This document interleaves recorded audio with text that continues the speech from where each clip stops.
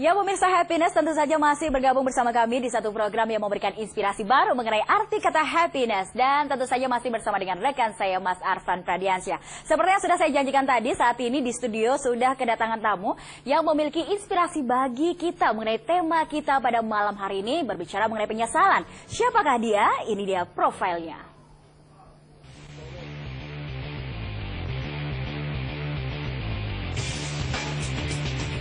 Pemirsa Happiness, perasaan menyesal tentu hampir pernah kita rasakan, namun akan lebih mengkhawatirkan jika penyesalan itu disebabkan oleh bahayanya narkoba.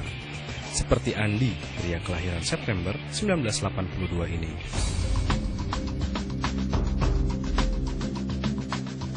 Mengakui bahaya narkoba yang ia pernah rasakan, menjadikan dirinya semakin terpuruk dan semakin kehilangan tujuan hidup. Ketika ia tak berani melakukan sesuatu, Andi kembali menjadi pecandu narkoba. Berbagai jenis narkoba pernah ia rasakan. Namun berjalannya waktu, Andi menyadari apa yang ia lakukan hanya membuat semakin buruk kehidupan dan masa depannya tentunya.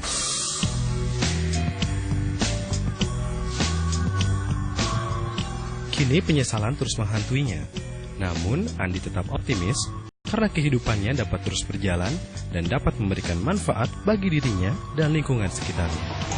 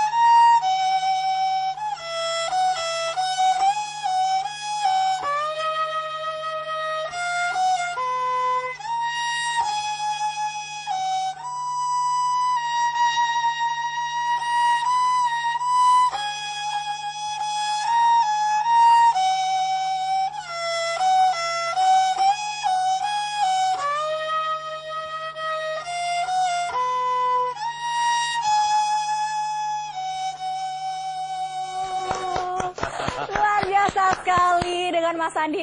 Mas Andi, boleh nggak minta nada dasar di D? Biar lebih pas ya maksudnya ya. Biar lebih pas, nggak tinggi-tinggi banget.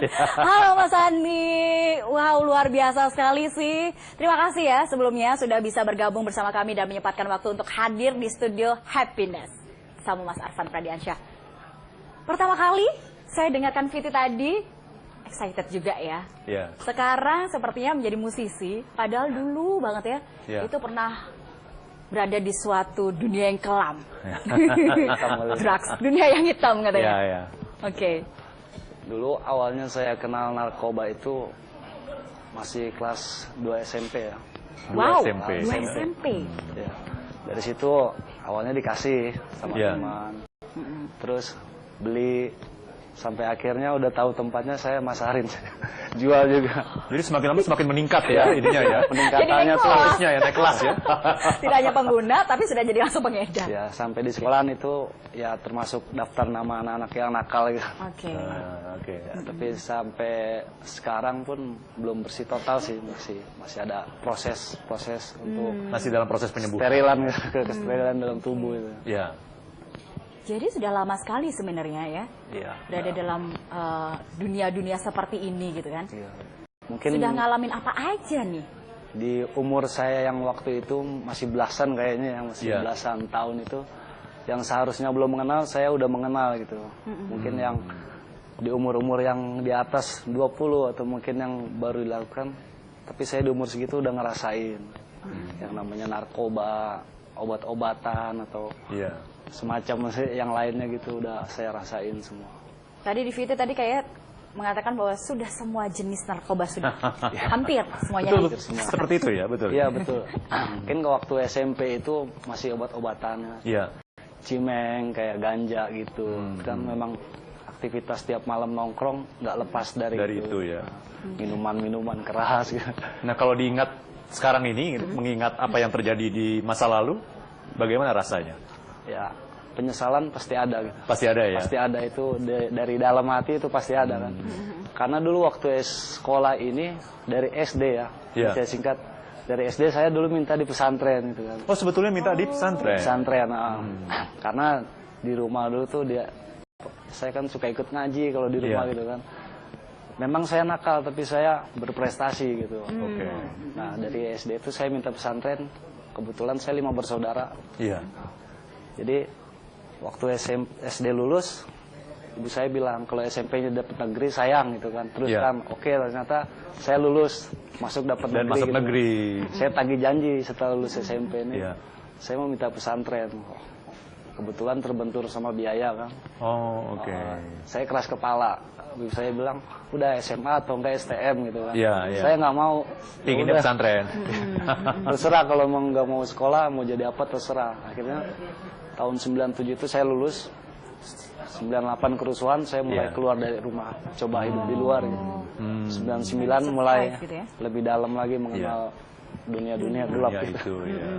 Sampai pernah pengalaman saya dulu 2 tahun saya nggak pulang. Jadi Ini kemana aja?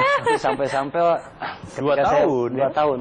2 tahun. Setahun lagi kayak Bang Toyib ya, Mas Andi ya, 3 tahun gak pulang-pulang. Sampai saya pulang itu suatu saat saya dapetnya rumah saya kosong gitu. Iya. Nah, kebetulan tetangga masih ada yang kenal gitu kan.